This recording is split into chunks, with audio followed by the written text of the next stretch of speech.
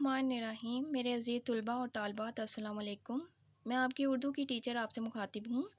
آج ہم کریں گے سبق نمبر 1، عنوان نظم حمد۔ نظم حمد نے آج ہم بند کی تشریح کریں گے۔ فرش زمیں اسی کا، عرش بری اسی کا، ازما تاب ماہی ہے اسی کی بادشاہی۔ اب ہم اس بند کی تشریح کرتے ہیں۔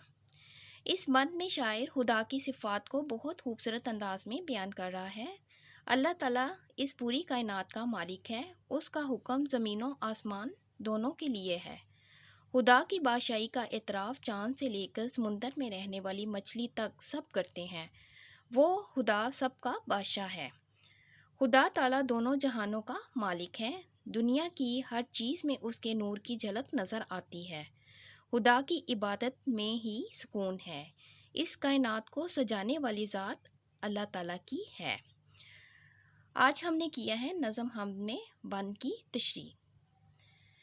انشاءاللہ تعالیٰ اگلے لیکچر میں پھر آپ سے ملوں گی۔ اللہ حافظ۔